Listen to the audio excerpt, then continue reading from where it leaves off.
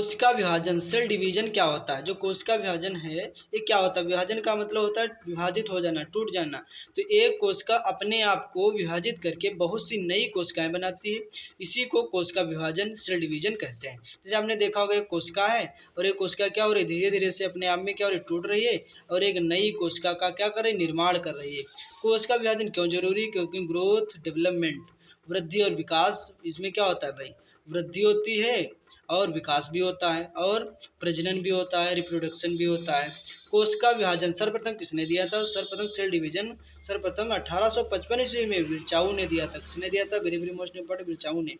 देखो बिरचाऊ ने एक और दिया था, ओमनी सेलुला ए सेलुला। ये जो भाषा है, ये जो भाषा लैटिन भाषा है। इन्होंने बताया था कि इन्होंने लैटिन भाषा में बताया था ओमनी सेलुला ई सेलुला, मतलब नई कोशिकाएं पहले से मौजूद कोशिकाओं से बनती। कह रहा जो नई कोशिकाएं होती हैं वो पहले से मौजूद कोशिकाओं से बनती। देखो यहाँ पर जो पहली कोशिका है, जो इसमें क्या लिखा है देखो, नई कोशिकाएं पहले से, जो नई कोशिका पहले से मौजूद कोशिकाओं से बनती है। तो पहले से देखो मौजूद थी कोशिका, इसी से तो नई कोशिकाएं बनी। तो उन्होंने बताया था ओमनी सेलुला ई सेलुला, यही चीज उन्होंने बताया था।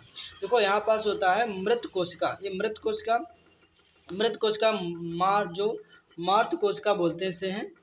तो इसका कहने मतलब होता है कि संतति कोशिका, इन्होंने क्या बोलते हैं, डाटर सेल, मतलब होता है संतति कोशिका में क्या हो जाना, टूट जाना, बदल जाना। इसमें क्या संतति में देखो गुणसूत्र क्या होते हैं, बराबर पहुंच चले जाते हैं। तो वही चीज संतति में वही गुणसूत्र आ जाने। जो कोशिका विभाजन कितने प्रकार का होता है? तो 3 प्रकार का होता है। नंबर 1 असूत्री विभाजन, नंबर 2 सूत्री विभाजन या समसूत्री विभाजन, नंबर 3 होता है अर्धसूत्री विभाजन। तो असूत्री विभाजन क्या होता है? प्रोकैरियोटिक जीवों में होता है। जो असूत्री विभाजन होता है वो प्रोकैरियोटिक जीवों में होता है। जो सूत्री विभाजन या समसूत्री विभाजन जो होता है वो कायिक कोशिकाओं में होता है। जो अर्धसूत्री विभाजन जो होता है, अर्धसूत्री विभाजन वो जनन कोशिकाओं में होता है। तो ये बारी बारी से सभी को समझेंगे। असूत्री विभाजन क्या होता है? यह विभाजन अविकसित कोशिकाओं जैसे जीवाणु, शैवाल, अमीबा तथा प्रोटोजोआ में होता है। असूत्री विभाजन किसमें होता है? यह विभाजन अविकसित कोशिकाओं जैसे जीवाणु, शैवाल, अमीबा तथा प्रोटोजोआ में होता है। इसका कहने का मतलब हो जाता है इसमें केंद्रक पहले लंबा हो जाता है। असूत्री विभाजन में क्या होता है? इसमें केंद्रक पहले लंबा हो जाता है। पहले कैसा हो जाता है? लंबा हो जाता है, फिर सीधा 2 भागों में विभाजित होकर अलग अलग हो जाता है। पहले लंबा होता है, फिर सीधा होकर के 2 भागों में क्या हो जाता है? विभाजित हो जाता है। और प्रत्येक भाग में एक संतति केंद्रक पहुंच जाता है। प्रत्येक भाग में क्या हो जाता है? एक संतति जो केंद्रक होता है वो पहुंच जाता है। उसके बाद बात करेंगे समसूत्री विभाजन। तो समसूत्री विभाजन की प्रक्रिया को जंतु कोशिका में सबसे पहले जर्मनी के जीव वैज्ञानिक वाल्थर फ्लेमिंग ने 1879 में देखा। उन्होंने ही सन 1882 में इस प्रक्रिया को माइटोसिस नाम दिया। यह विभाजन कायिक कोशिका में होता है। किसमें होता है? यह जो विभाजन होता है कायिक कोशिका में होता है। उसके बाद कार्य, या इसका कार्य क्या होता है? यह घाव भरने का कार्य करता है। जो समसूत्री विभाजन क्या करता है? घाव भरने का कार्य करता है। जैसे आप कट जाते हो या कहीं पास, तो उसमें क्या हो जाता है? घाव भरने में क्या करता है? आपका जैसा हाथ होगा वैसे ही हो जाएगा। या कटे फटे अंगों की मरम्मत करता है। जो समसूत्री विभाजन क्या करता है? कटे फटे अंगों की मरम्मत करता है।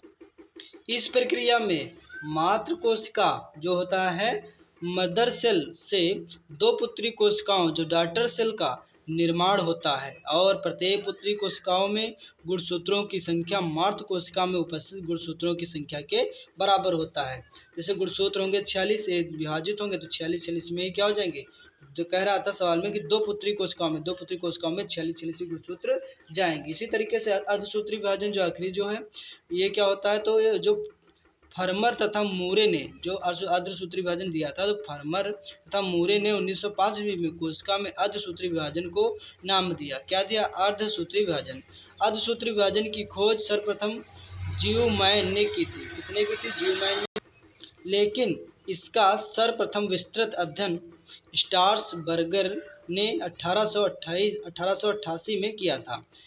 तो यह विभाजन केवल जनन कोशिका में होता है। यह जो विभाजन जो होता है, कौन सा विभाजन? अर्धसूत्री विभाजन। यह विभाजन केवल जनन कोशिका में होता है। इसमें पुत्री कोशिका में गुणसूत्रों की संख्या मात्र कोशिका में उपस्थित गुणसूत्रों की संख्या की क्या होती है, आधी होती है। कहने का मतलब होता है इसमें जो विभाजन की प्रक्रिया दो बराबर होती है, कैसे होती है, दो बराबर होती है। इसके फलस्वरूप 4 पुत्री कोशिकाओं का निर्माण होता है। कैसा होता है, 4 पुत्री कोशिकाओं का निर्माण होता है। नेक्स्ट डायग्राम के साथ बना करके आपको पार्ट 2 जो वीडियो आएगा। तो विभाजन आप समझ गए होंगे, तो फिर मिलता हूँ, धन्यवाद।